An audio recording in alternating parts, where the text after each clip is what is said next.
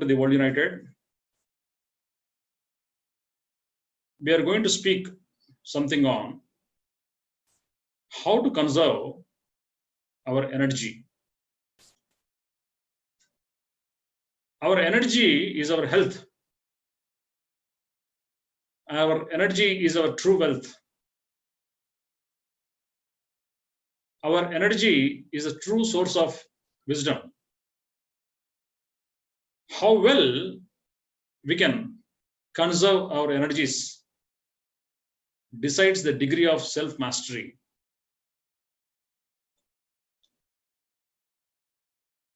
Decides the degree of self-study. Conserving of energies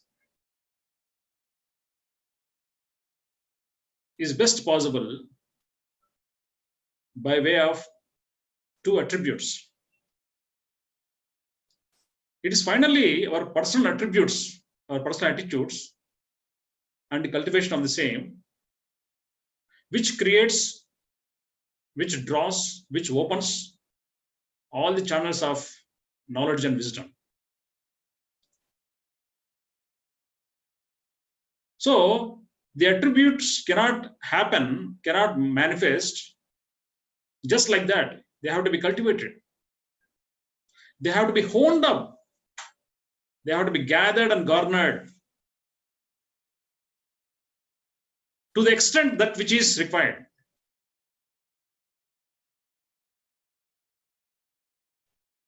So the first attribute is understanding the habit of sitting for meditation. When you meditate, the inputs from the sensory organs will be ceased. The eyes are turned within, the ears are turned within, the tongue, skin, all in senses are turned within. When the senses are withdrawn, just like a turtle withdraws its head and limbs into itself, and when the mind is aligned with the breath slows down. The jerks and pauses get arrested. The breath gets streamlined. Most of the people in the world do not know how to breathe. The breath has been much erratic. The breath has been much aberrant. The breath has been much anomalous in nature, making them breathe only through lungs. They don't know how to breathe through their consciousness. Breathing through consciousness is called as meditation. Breathing with consciousness is called as mindfulness. Becoming a breath is called as dhyana or samadhi, a deep dhyana or samadhi.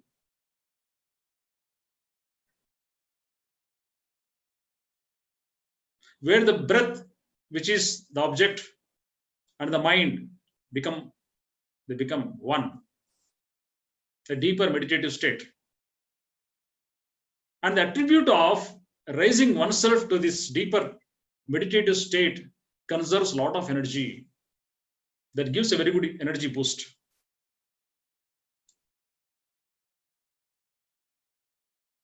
The material world or the social world is not different from the inner world or spiritual world.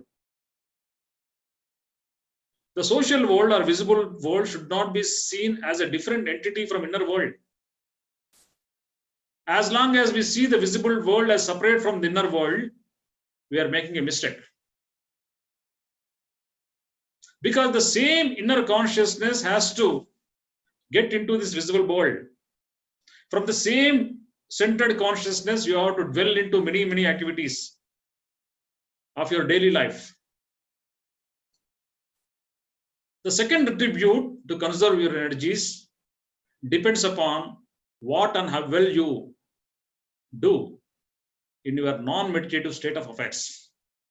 Once you open the eyes and get into the social world, how you manage yourself is your second attribute.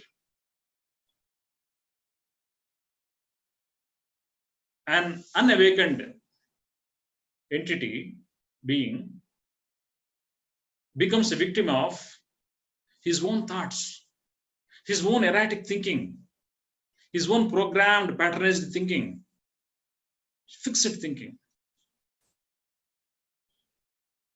For the 730 crores of people in the world, there are 730 types of breathing patterns, 730 different types of mental patterns. No two mental patterns are same. And as is the mind, so is the breath. Based upon this premise, each person has a idiosyncratic, a customized breathing pattern. And when you change the breath, the mental pattern also changes. If the change of the breath happens in a much conserving, much elevating, much enlightening way, the mind also becomes much conservative, much enriching, much enlightened way. Is it not so? When the mind is absolutely related to breath, when the breath changes, the mind changes. When mind changes, the life changes. That's how it has to be worked out. That's how the non-meditative state of affairs is very, very important. What you do in the non-meditative time is conserve the energy. How? By not thinking erratically, by not making any unnecessary thoughts, by not allowing any thought without your consciousness, deleting the uninvited thoughts, unwanted thoughts, thinking as and when you want, eating as and when you want, similarly thinking as and when you want. Is it possible? Yes, it is possible.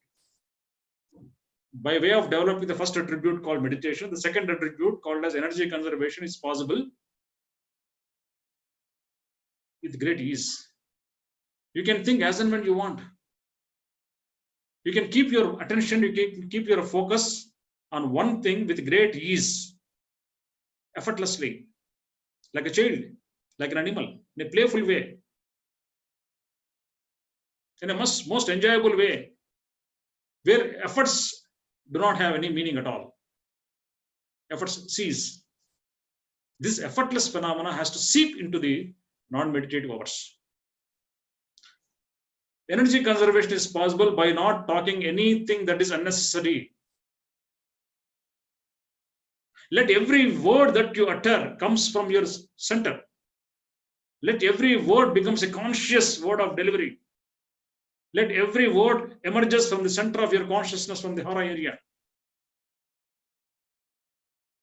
Like every thought has to emerge from centered consciousness, every word has to emerge from centered consciousness. Then you conserve energy a lot.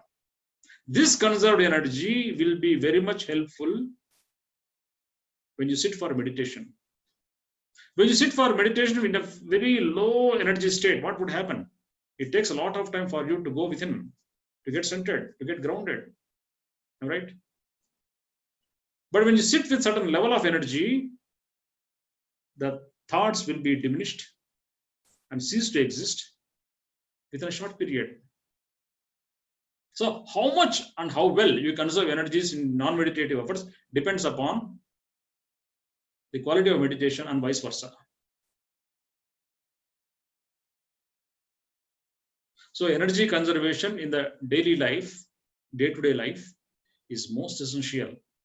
And this is possible by way of removing the habitual thinking, recurrent and reflexive thinking, habitual talk, gossip talk, tabloid talk, nonsense talk, unnecessary talk. Thought and talk, if you remove, then energies will be streamlined. They get conserved. They get centripetalized. That centripetalized energy is useful for centering of consciousness. Thank you very much.